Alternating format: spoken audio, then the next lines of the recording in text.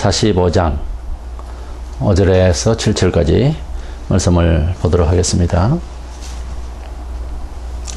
나는 여호와라. 나 외에 다른 이가 없나니 나밖에 신이 없느니라. 너는 나를 알지 못하였을지라도 나는 내 띠를 동일 것이요 해 뜨는 곳에 서든지 지는 곳에 서든지 나밖에 다른 이가 없는 줄을 알게 하리라. 나는 여호와라. 다른 이가 없느니라. 나는 빛도 짓고 어둠도 창조하며 나는 평안을 짓고 환난도 창조하나니 나는 여호와라. 이 모든 일들을 행하는 자니라 하였노라. 아멘. 이스라엘이 서기 70년경에 예수님께서 예루살렘이 멸망할 것을 예언하신 대로 로마의 티도 장군에 의해서 침공을 받아서 예루살렘 성이 예언대로 다 무너졌습니다. 그리고 이스라엘은 국호를 잃어버리기까지 하는 처참한 폐허가 되어버렸습니다. 많은 사람들이 불타 죽고 남은 사람들은 도망가서 뿔뿔이 헤어져서 살게 되었죠. 그런 이스라엘의 예루살렘과 그들의 종교 문화 그리고 그들의 그 종교적인 어떤 긍지 이 모든 것들이 왜 그야말로 심판을 원래 당할 때는 하루아침에 당하는 것처럼 돼요. 그 하루아침에 그렇게 다 무너졌을까? 그들이 이스라엘을 지키고 또 그들이 로마 지배하에 있을 때에 사회 원론들 또는 유대인들을 지키고자 하는 특별히 그들의 중심은 종교에 있었기 때문에 종교 지도자급에 있는 사람들, 원로들 그리고 특별히 제사장급의 출신 사람들이 모여있는 사두개파도 있었습니다. 정치적인 그런 파벌인데 유대파 중에서 그들도 있었고 한데 어째서 이 예루살렘 성이 무너지고 말았을까 하는 것입니다. 우리가 예수님이 예언대로 그냥 적용이 되는 결과만 중시할 것이 아니고 그런 타당성에 대해서 하나님의 거룩하신 뜻이 어떻게 적용이 됐는가를 개인이나 또는 이스라엘 역사 혹은 이방의 역사도 잘 살펴볼 수 있는 그런 눈이 열려야 되겠고 뜻없이 그렇게 사건들이 이루어지지 않습니다. 또 예루살렘 성이 여러 측면에 있어서 무너질 일이 세상적으로는 없어요. 그런 성을 무너뜨려서 사용하는 것보다 로마가 그저 그 성을 사용할 수도 있고 여러 가지 과학적인 생각을 할 수가 있는데 예수님께서 예언하신 대로 무너지게 된 것은 무엇일까 하는 것이에요. 이스라엘에서 어떤 종교 지도자의 부재라든가 또는 하나님을 섬기는 예의가 없어졌다든가 도저히 그 행사가 없고 그래서 종교 자체가 정신적으로 외관상으로 볼 때나 백성들의 어떤 행위를 볼 때에 이건 이스라엘의 그 민족적인 자긍심이 되는 그 중심이 되는 심장부가 되는 그 종교가 없어진 것도 아니었어요. 그런데 다 형식은 그대로 있고 당당했었고 서기관 율법사들 바리새인들 대단하게 그렇게 변호하고 하는 모습을 우리가 성경에서 얼마든지 보게 됩니다. 그런데 왜 그렇게 무너졌을까? 우리가 그들이 가지고 있었던 율법과 그들이 가지고 있었던 종교 생활 자체에 대해서 일반적인 사회 통념으로 그 무지한 사람들일까? 그렇지 않습니다. 그때 당시에 예수님께서 직접 부르셨던 사도 바울 같은 경우에도 예수교인들을 핍박하는 그 순간까지도 그는 율법의 엄한 교육을 받아왔고 철저인 소위 그 유대인의 그 율법사요 정말 교사로서의 임무를 다한 그런 열정적인 사람이라고 우리가 평가할 수 있습니다. 그런 와중에서도 얼마든지 교사가 있었고 얼마든지 그들의 전통적인 종교를 지키고자 하는 많은 일꾼들이 있었다고 우리가 평가됩니다. 근데 그들이 멸망을 당한 이유가 무엇일까 하는 거예요. 그것은 바로 하나님을 진정으로 경외하는 지식이 없어서 그렇습니다. 그들이 가지고 있었던 종교의 모든 행사 중심에 하나님을 진정으로 경외하는 그런 하나님에 관한 제대로 된 지식이 없었다고 말해요. 우리가 말하는 과학적 지식이 아니라 하나님을 경외하는 심정이, 하나님을 경외하는 마음이, 하나님을 진정으로 배우는 그러한 자세가, 그런 지각이 둔해졌다고 말해요. 호세아 4장 6절에 보면 내 백성이 지식이 없으므로 망하는도다. 네가 네 하나님의 율법을 잊었으니 나도 네 자녀들을 잊어버리리라. 그런 말씀이 있습니다. 그래서 호세아 6장 3절에 그러므로 우리가 여호와를 알자, 힘써 여호와를 알자. 그런 말씀이 있습니다. 우리가 하나님을 믿는다라고 하는 현실적인 그러한 유대인들의 제사의식과 또 여러 절기나 어떤 조직적인 또는 체계적인 여러 종교 문화 행식이 우리가 밖에서 볼 때에는 전통성이 있는 것 같고 그러려니 할 수 있는 그런 불신자가 볼 때에 저들은 여호와를 믿는 사람들이구나 할 수 있을 거예요. 우리가 마치 타 종교인들이 그들의 종교 상식과 교리와 중심에서 얼마나 벗어났는지 관심이 그렇게 없습니다. 왜냐하면 지식이 그렇게 없으니까요. 그들이 가지고 있는 어떤 개혁의 사안들에 대해서 일반 다른 타 종교인이 알 수가 없잖아요. 가령 불교가 얼마나 속으로 부패했으며 또는 어떤 종교가 얼마나 잘못됐는가 하는 것은 삼자 입장에서 그것을 잘 알 수가 없는 겁니다. 그래서 전문성을 가지고 어떤 역사적인 정통성이라든가 그들 나름대로 어떤 신학, 불교 신학을 가지고 있는 사람들이 이제 볼 수 있는 사안이기 때문에 그렇죠.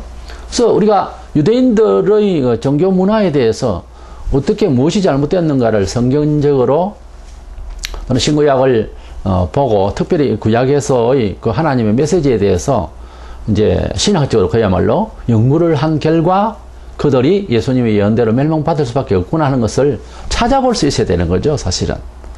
결과에 대해서 그냥 예서가 아니라 그런 결과에 대한 역사적인 타당성을 원인 규명을 할 수 있을 때 그것을 우리가 하나님의 뜻을 깨우친다라고 말할 수 있죠. 그렇게 해야 우리가 가지고 있는 현실에 가지고 있는 우리들의 신앙에 대해서 좀 더 객관적이고 좀 역사적인, 그러니까 후대에 가서 나의 신앙, 우리들의 신앙을 뭐라고 할까 하는 점을 지금 여기에서 성경이 말하는, 구약에서 말하고 신약에서 말하고 예언적으로 말하고 있는 이 말씀의 표준에서 몇 점이 될 수 있을까, 적합할까, 이런 걸 늘 반성한다고 하는 것은 매우 중요한 거예요. 그래서 흐름대로 가다가 이스라엘 백성들이 사실은 망했거든요. 오늘날 교회의 문제는 심각한 상태입니다. 사실은 병을 쓰면은 폐병3기나 암, 사기, 말 이런 식이에요. 사실은. 왜냐하면 좀 더 맑은 정신으로 좀 더 원칙적으로 표준을 가지고서 오늘 교회를 진단을 해본다면 좀 구체적으로 알아야 되겠죠. 이 내용들을 보면 도무지 납득이 가지 않는, 중세기에서도 있을 수 없었던 일들이 벌어지고 있어요. 해마다 달마다 때마다 지금 교회에 사건들이 일어나고 있습니다. 물론 우리가 불완전한 인간으로서 또 지상교회의 어떤 전투적 교회로서의 어떤 연약한 문제들이 있다고 하는 것을 우리가 충분히 인정할 수 있습니다. 그걸 잘했다는 것이 아니라 우리 경험이 그렇잖아요. 그래서 발전하기 위해서 회개하고 또 고쳐나가고 하는 것을 개혁이라고 그러고, 개인적으로는 성화한다고 그러죠. 거룩하게 변해간다고 그러죠. 아픔이 있고 후회가 있고 실수가 없이는 또 반등할 수 있는 그런 심정적인 동기가 잘 없죠. 잘하고 또 잘하고는 그렇게 참 잘 안 돼요. 그게 제일 좋은데 잘하는 중에 더 잘하고 이렇게는 잘 안 되거든요. 아픔이 있고 그리고 마디가 지고 또 이제 세움을 받고 그런 대나무가 빳빳하게 되고 그 강풍에도 잘 견디는 것은 그 마디마디가 굉장히 강합니다. 대나무는. 그래서 우리가 생을 살아가면서 누구나 어떤 환경에서든지 고난과 환난, 그러한 시험의 과정이 없이 어떻게 더 성화되어서 아름답게 그런 그 성숙함을 보이겠습니까? 그 정도는 우리가 인정을 해 줄 수 있어야 될 것입니다. 하나님께서 그러한 어떤 성화의 어떤 과정에 있어서 인간의 어떤 약점을 좀 더 호기로 삼고 정진할 수 있는 신앙인으로서 아름답게 성숙시키는 이런 과정은 우리가 인정합니다. 그러나 공교회적으로 마치 성전에서 사고팔고 강도의 굴려를 만들었도다. 이 주님의 표현입니다. 그때 당시에 그러한 상황에 치달을 때까지 온 사회가 온통 반성할 생각을 하지 않는 이런 상황이 계속될 때는 그 끝이 보이는 거예요. 우리가 개인적으로도 그렇습니다. 너무 반복되는 죄는 회개하고 돌아오기가 힘들어요. 이단들이 왜 잘 못 돌아오냐 하면은 이단의 영성 자체가 쇼킹합니다. 사실은 인간이 그런 그 체질을 갖고 있잖아요. 죄악된 어떤 잘못된 진리를 습득하고 진리를 잘 쫓아가는 스타일보다 진리를 무관하는 것보다 반박하는 쪽이 훨씬 빨리 우리 사람의 성격상 취급을 빨리 할 수 있어요. 이상하게도 참 그게 안타까운 정신세계인데 그냥 소위 무종결이 있는 것보다 이단이 되는 게 더 쇼킹하게 감동을 일으키는 것이 인간의 정신세계라고 할 때 참 우리 인간이 못난 거죠. 사실은 그냥 있든지 해야 되는데 그게 그렇지 않아요. 오히려 진리를 습득하고 몸에 체질로 하고 그런 인격으로 표출하기까지는 굉장히 힘들어요. 사실은 진리를 한 단계 가는 것보다 진리를 무마해버리는 것이 10단계를 빨리 가요. 이게 인간이거든요. 그래서 성경적으로 인간을 신학적으로나 교회사적으로 여러 그 연구를 해보면은 배우면 배울수록 인간이 얼마나 연약한 존재고 정말 불행한 존재인가 이런 생각을 하게 돼요. 사실은 누구보다도 전쟁은 자아와의 전쟁이구나. 그리고 실존적으로는 사탄의 영역을 반드시 이겨야 되구나 하는 것을 생각할 때 우리의 왕이시고 성리자이신 예수님께 부탁하지 않을 수가 없는 인간의 그 어떤 입장 자체를 알게 되는 거예요. 이것은 어떤 교훈적인 동양윤리하고 차원이 다릅니다. 사람이 얼마나 못났는가 하는 것을 속히 알고 깊이 깨달을수록 기도하는 사람이 되게 돼 있어요. 기도는 궁상맞은 어떤 종교 행위가 아니라 진정한 자기의 인간의 실존의 연약함을 아는 자의 몫이에요. 사실은 오늘 하루를 살아가는데 어떤 일을 설정하는데 주님 앞에 기도하고 하겠다고 하는 이 행동과 그 실천은 사실 그대로 그의 겸손을 드러내는 거예요. 이런 점에서 우리가 기도하는 사람으로서 정말 자아를 잘 깨달은 사람으로서의 어떤 표현이 되어지기를 원하는 것입니다. 이번에도 우리가 추석을 당해서 정말 여러 좋은 측면이 있죠. 형제들이 만나고 또 하나님께서 주신 오곡의 이런 축복을 받는 것을 보면서 즐거워할 수 있고 기뻐할 수 있는 이런 또는 뭐 불신자라도 자연에 대해서 세상 깊은 생각으로서 알찬 생각으로서 또 다시 한번 이제 인생을 숙고할 수 있는 그런 가을이 되었습니다. 근데 우리나라는 1년에 2번씩 거국적으로 우상을 숭배하는 이런 절에 간다든지 또는 자기 조상을 신으로 모는 소위 우리 민간신앙으로서 자리 잡은 이런 이제 조상신을 섬기는 이런 상황이 그치지를 않습니다. 원래도 여전히 고향들 가서 이제 제사를 하는 이런 민족적인 하나님 앞에서 원칙적으로는 민족적으로 죄를 1년에 2번씩 짓고 있는 나라다 그 말입니다. 물론 하나님께서 우리 교회의 활동에 대해서 좋은 점을 많이 보시기 때문에 복 주시고 또 인도하시는 그런 손길은 그치지 않습니다만은 해마다 2번은 하나님께서 우리 사람의 입장에서 볼 때 난리가 난 거예요. 천국에서. 이렇게까지 100년을 넘어 예수를 믿고 하나님을 믿고 한다면서 이것이 정화가 안 되고 좀 더 연대를 해서 국가적으로 이것을 폐지할 수 있도록 왜 이렇게 지혜로운 자가 없는지 하늘에서는 늘 고민이라고 나는 생각을 합니다.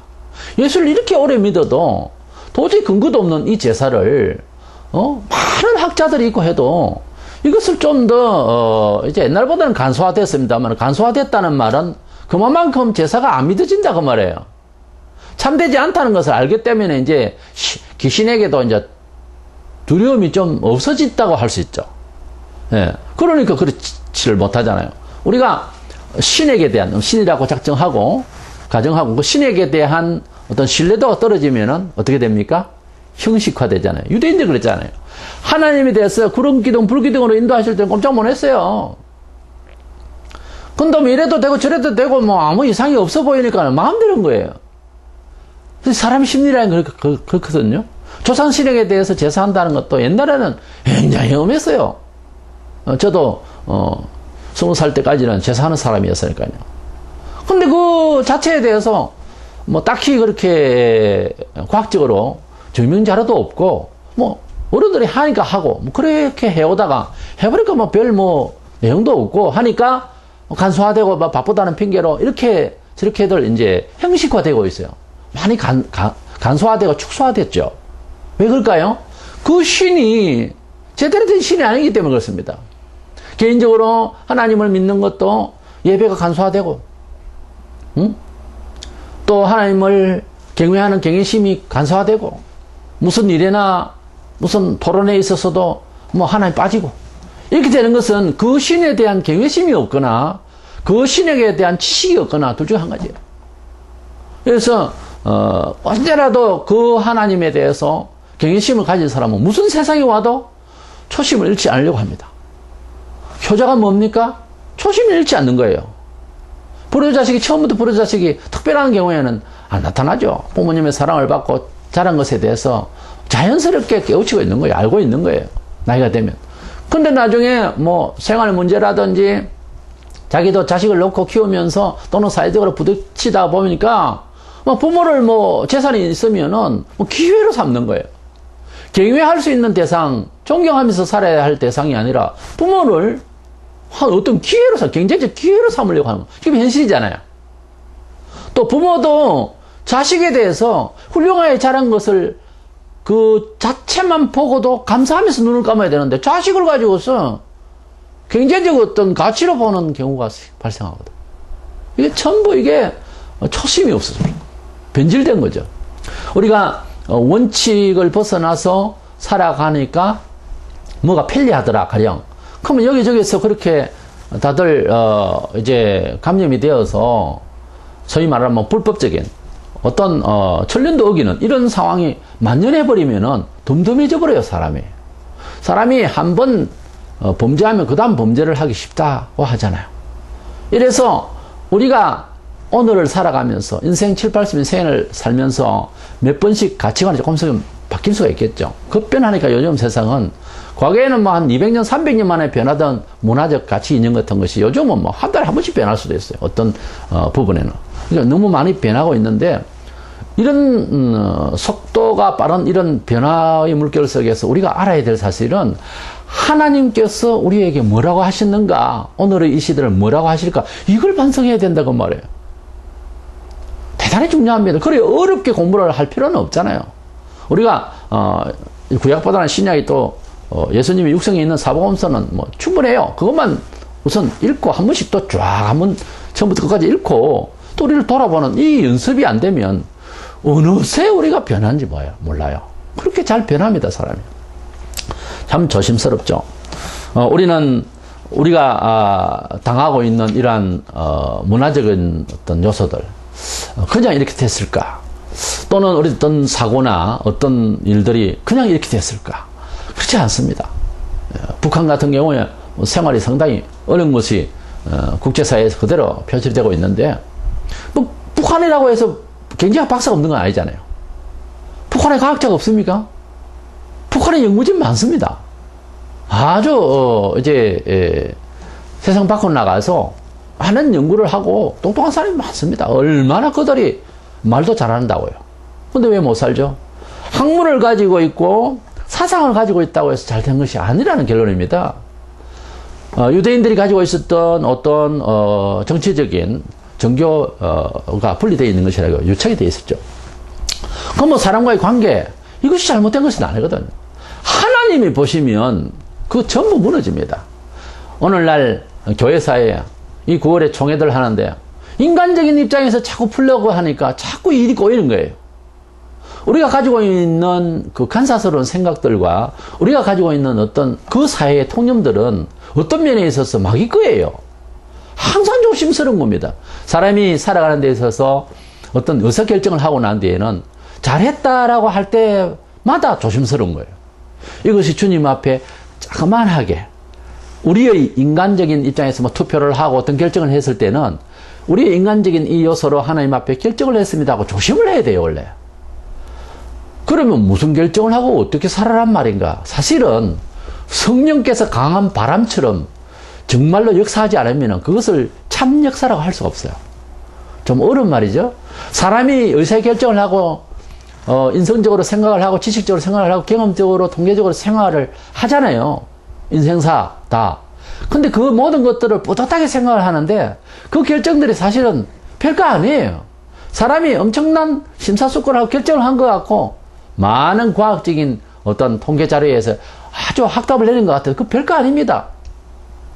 하나님께서 이렇게 썰어버리면 그렇게 완벽하게 지어놓은 모든 것들도 다 무너져요. 이러한 어떤 하나님의 섭리의 어떤 표준들, 그 하나님의 진리의 표준을 가지고 있어야 진정한 정말 이 세상을 하나님 대리해서 만물의 영장하는 사람이 살아가는 기술인 거예요, 사실은.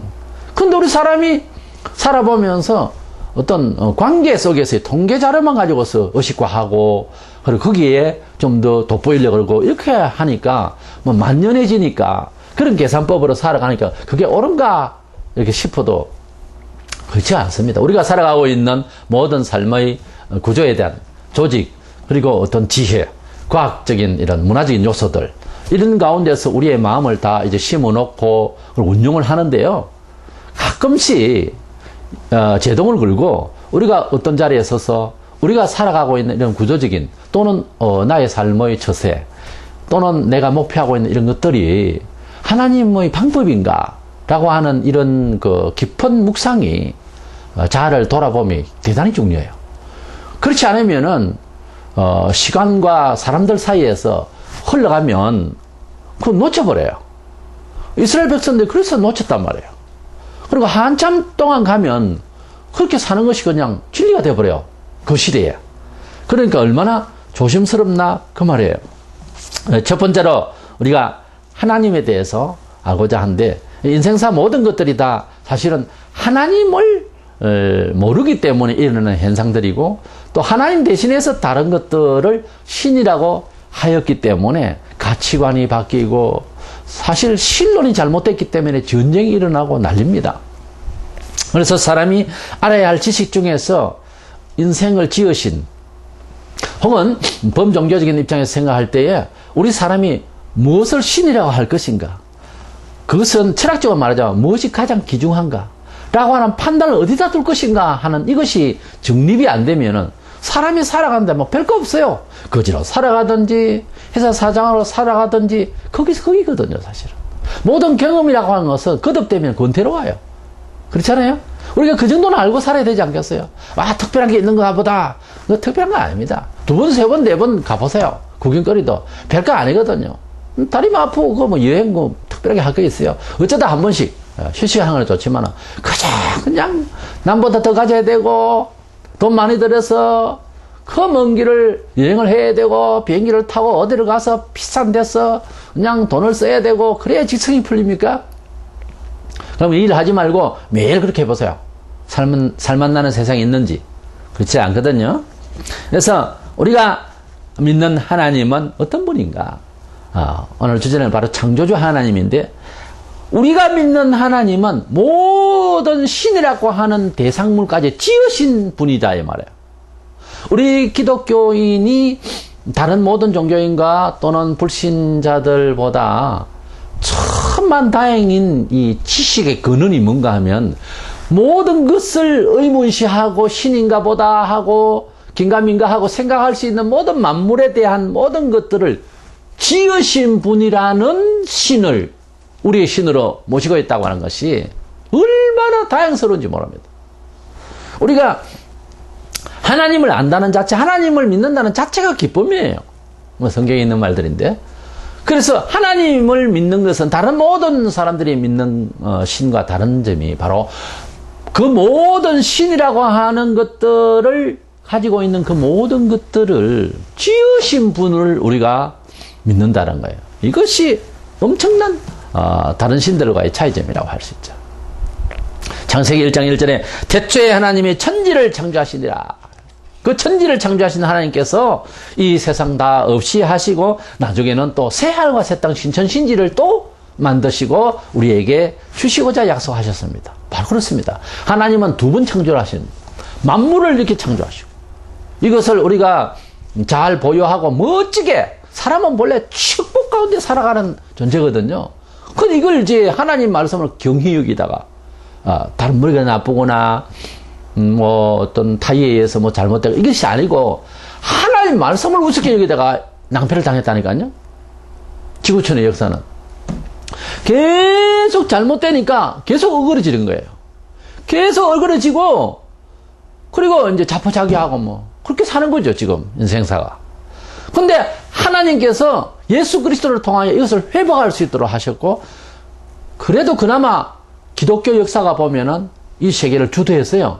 지금도 선진국이 뭐 90% 이상이 기독교국이거든요. 근데 그렇게 축복하셨지만 하나님께서는 우리에게 완벽을 주시려고 하거든요. 원래는 완벽하신 하나님께서 완벽한 당신의 자녀로 삼으시고 완벽한 지구촌의 삶을 주셨단 말이에요. 근데 그게 이제 안 되니까 어차피 하나님께서는 얼마든지 전능하시고 가지신 능력이 많으시니까 우리 부모도 그렇잖아요. 다 망가진 그런 장난감을 갖고 있으면 뭐 돈이 있으면 또 새 거를 사주고 싶잖아요. 자식에게. 그와 같이 하나님께서는 신천신지를 만드시고 우리를 또 기다리신다고 하는 것. 이건 넉넉하시고 풍요하신 하나님 우리 아버지의 능력입니다. 그 능력을 뭐 우리 수준에서 뭐 소박하고 아껴야 살고 이 세상에서 유한되고 뭐 그런 수준으로 자기 아버지를 이해하려고 하면 안 됩니다. 하나님은 우리 아버지는 만유의 주가 되시고 완전히 없애도 새롭게 또 무에서 유로 탁 갖다 놓으실 수가 있거든요. 그런 하나님을 좀 더 적극적으로 그렇게 우리 하나님 아버지를 믿을 수 있기를 원합니다. 이 세상은 이렇게 죄악으로 말미암아서 정말 엉망이 되어버렸고 그렇지만 우리 하나님께서 이제 새롭게 우리가 세상을 살아가는데 그리스도 안에서 그리스도는 하나님의 아들이시여 우리의 구원자이시다 하는 것을 보여주기 위해서 이 모양 저 모양을 우리가 증명을 하기 위한 자료로 잘 살아보기도 하고 또 사회 정의 구현을 해서 우리가 헌신하기도 하고 여러 면에 있었어요. 여러 면 뭐 타락하는 그런 문화에는 우리가 적극적일 필요까지는 없잖아요. 그렇지만 다른 면에는 굉장히 앞서가고 뭔가 포함하고 뭔가 월등하고 이런 것이 좋잖아요.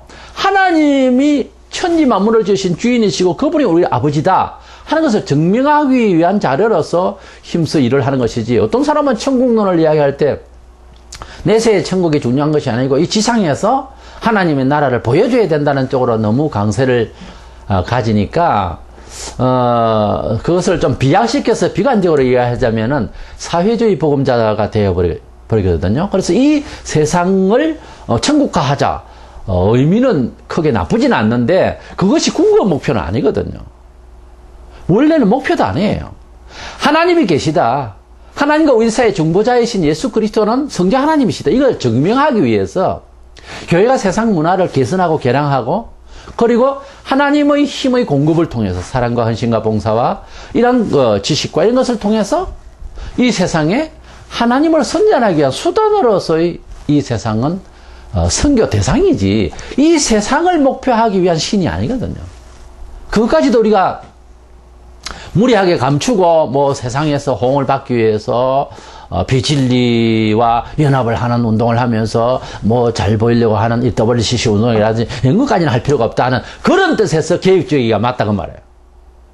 우리가 세상을 놓치자는 것이나 세상을 이제 간과하자는 것이 아니라 세상의 모든 문화와 가치와 모든 것들에게 우리가 합류하고 그들과 함께 삶을 살아가면서 기독교는 사실 여기서 참여 종교거든요. 불교나 어떤 신비주의자들, 사이비들은 뭐 탈문화적이고 뭐 어둡고 칙칙한 곳에서 이상한 교리를 발표하고 하는 이런 그런 신비주의에 빠지는 이런 거로 가지만 기독교는 보세요. 역사 참여 종교고 한국의 수천 년의 역사를 뒤집어 놓는 그런 어떤 모티브가 된 것이 바로 기독교가 들어와서 이렇게 개화가 됐잖아요. 이건 뭐 불신자들도 이해하고 인정하거든요. 지금 그 혜택을 계속 누리고 있잖아요. 의료계, 교육계, 사회, 문화 여러 측면에서요. 이래서 우리가 하나님의 그 은혜를 입고 하나님의 자녀로서의 삶을 살아가는 표현에 있어서 이 세상에 여러 가지 선진적인 면으로 이렇게 보여줄 수가 있습니다. 그렇게 하다가도 주일 되면은 우리가 하나님을 믿는 믿음을 제대로 보여주는, 그렇기 때문에 이렇게 세상을 우리가 헌신하고 멋있게 살아갑니다 하는 것을 그 원인을 보여주기 위해서라도 주일날은 셔터를 내리고 상업을 거치고 그리고 모든 일을 멈춥니다.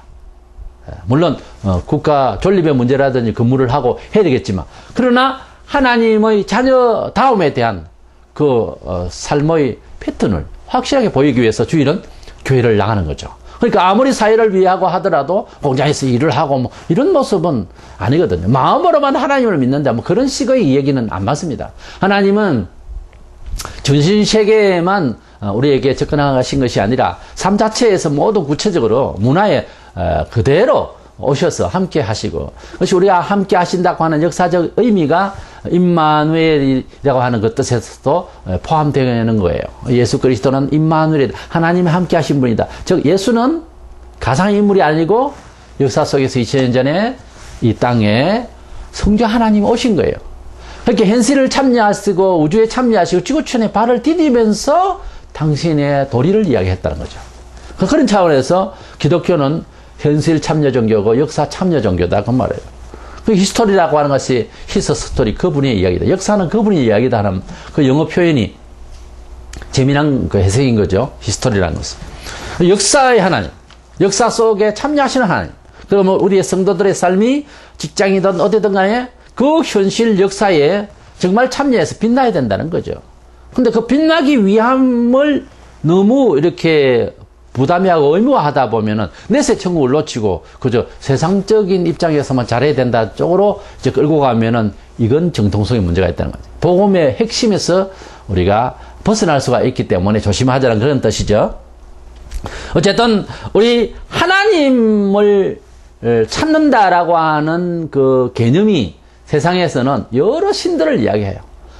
나무든지 바다든지 영어로 번역할 수 있다면은 이제 스카이, 헤븐이 아니고 뭐 본인은 이런 가시적인 하늘이라든지 이런 저런 달이나 해나 이런 데서 이제 신들의 이름을 붙이는 거죠. 동서양 뭐 신들 다 치면은 여러 수만 가지입니다. 이러한 신들의 이 그 어떤 매체 이것들을 지으신 분이 따로 있었다고 할 때는 이해 끝나잖아요. 그렇잖아요. 그것이 신이라고 하는 소위 그 목신이든지 태양신이든지 뭐 석신이든지 바다든지 하나님께서 그것을 지으셨다고 할 때는 아무리 우리가 기독교인이 아니라도 생각을 다시 시작해야 되잖아요.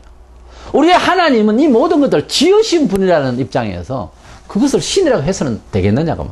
하나님은 성경에 여러 신들 중에서 뛰어난 신이다 이래 안 돼 있어요. 모든 사람들이 잘못하고 있다고 되어 있어요. 신들을. 신명을 붙이는 것이 조상신도 마찬가지. 그 조상을 지으신, 사람을 지으신 하나님이 신이지 조상이 신이 아니다고 말이에요. 피조물인 거예요. 우리가 신이라고 할 때에 마귀가 어떤 뭐 매체를 통해서 신이라고 이렇게 만든 많은 종교 문화들은요, 결국 마귀가 성경적으로 볼 때 마귀가 배후에서 역사한 건데, 마귀도 원래 지음을 받은 천사들이었거든요. 천사가 다르게 해서, 그래서 하나님 외에는 전부 피조물이다. 지음을 받았다. 본문 5절에 나는 여호와라, 나 외에 다른 이가 없나니 나밖에 신이 없는데, 그 말씀이에요. 우리가 신이라고 단정을 하려면 한 번밖에 없다는 거죠. 다른 것들은 피조물이다. 깨닫기를 축원합니다.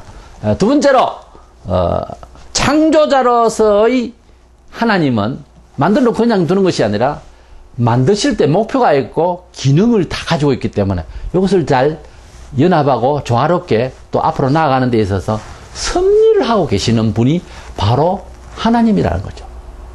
하나님께서 창조하실 뿐만 아니라 그것을 섭리하시는 진짜 주인이라는 거죠. 어떤 사람들이 뭐 절에 가서 기도했더니 또는 어떤 종교에 귀의했더니 좋은 일이 생겼다 어떻다 이러는데 주로 보면 물질적인 이야기고 이 세상 유한된 세상을 살아가는데 어떤 뭐 새로운 변화들 그런 걸 가지고 뭐 신임내 단정을 하려고 하는데 사실은 성경에 다 있어요. 마귀가 물질적인 면에 있어서나 어떤 기술적인 것을 흉내낼 수 있는 걸로 되어 있거든요. 그래서 사람이 얼마나 폭이 좁은가 그 말이에요.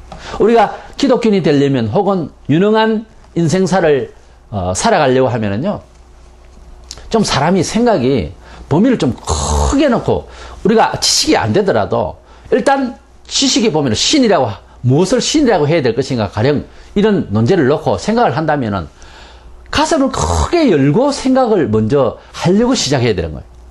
그저 자기에게 맞으면 신이고 코드가 맞으면 좋고 저 사람이 좋고 저것이 신이고 저것이 제일 좋은 가치고 이렇게 생각을 좁게 가지니까 하나님께서 주시고자 하는 신의 개념, 하나님께서 주시고자 하는 어떤 축복의 개념이 너무 작아지는 거예요. 하나님은 굉장히 크신 분이고 완전하신데 사람은 자꾸 생각을 버릇이 그래요. 세상에서 뭐 이것을 신이라고 하자, 이것을 행복이라고 하자 이렇게 소극적으로 살다 보니까 하나님은 그래서 입을 크게 벌리라 이 마음을 넓게 한번 펴보라는 거예요. 내가 무엇을 심든지 한번 심어볼 건데 마음을 작게 먹으니까 믿음을 큰 놀라운 축복의 그릇을 작게 가지니까 그 축복을 담을 수가 없는 거예요. 그게 안타깝죠. 물론 뭐 자격도 없이 큰 것을 받아서 뭐 하겠습니까만은 그러니까 자격을 크게 가지라고 말해요. 하나님의 자녀가 되었다라고 할 때부터는 이 가슴을 크게 여는 연습을 해야 돼요.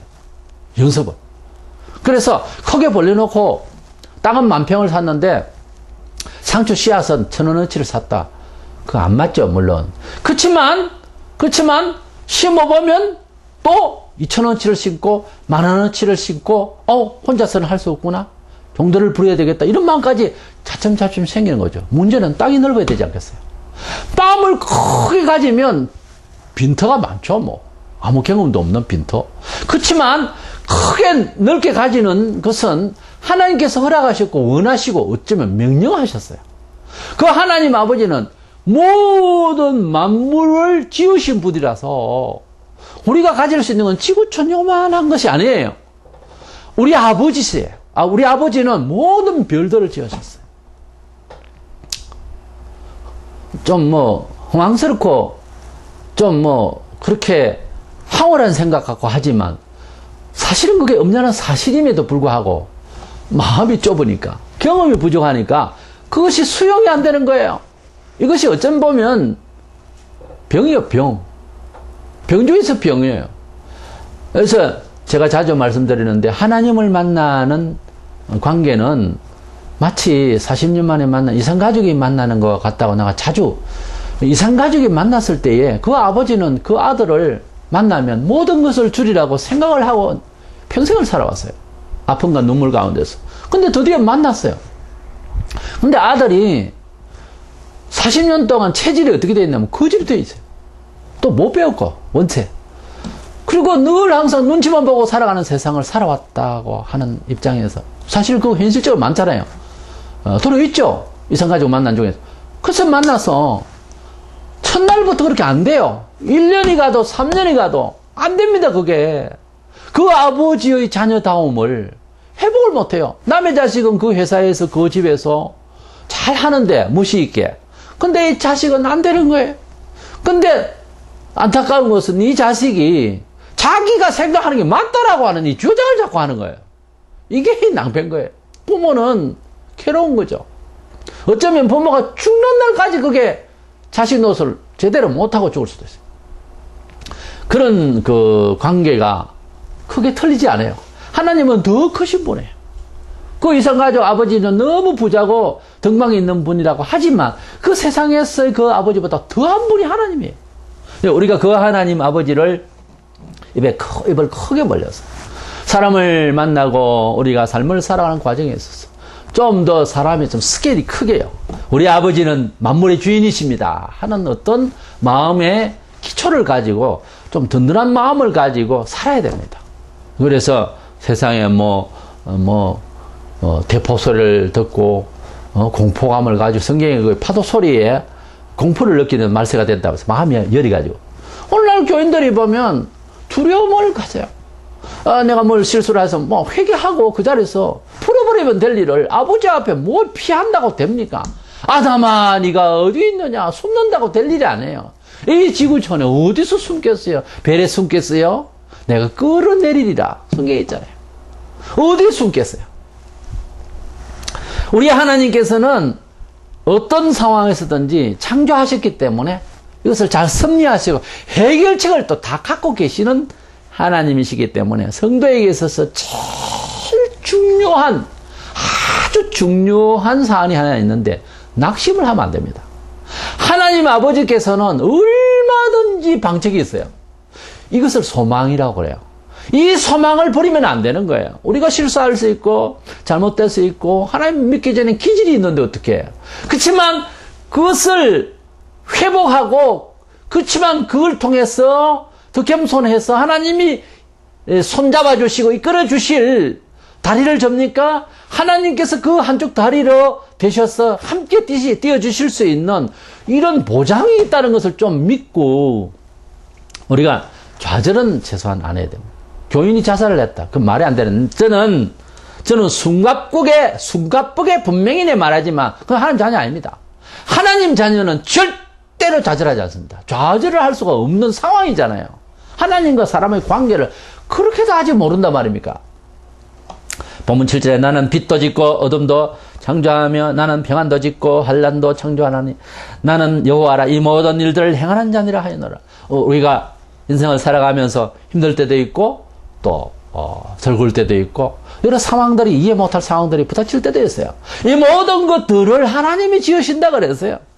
아모스 4장 13절에 보라 산들을 지으며 바람을 창조하며 자기 뜻을 바람에게 보이며 아침을 어둡게 하며 땅의 높은 태를 밟는 이는 그의 이름이 만군의 여호와 하나님 여호와시니라. 인생을 살아가는 데 있어서 어떤 성인군자고 세상에서 말하는 어떤 현자고 어떤 철학가고 어떤 과학자라도 사람이 생각하고 그 시점을 이해하는 한계를 느낄 때가 있어요. 항상. 그래서 딜레마에 빠진다고 그러죠.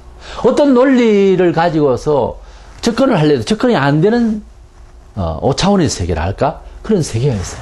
거기에 하나님이 계시다고 말해요. 과거를 현재를 만들고 현재를 미래를 만들고 미래가 현재가 되어버리는 이것은 사람이 못해요. 그런 의식이 안 됩니다. 돌아봅니다. 사람이 잘못하면. 근데 그것을 역사하시는 그런 식으로 역사하시는 주물리는 세상을 이해시키는 그러면서도 질서정연하게 잘 이끌어 가시는 그러면서도 가장 선하게 판단을 내리시는 분이 하나님이라고 말해요.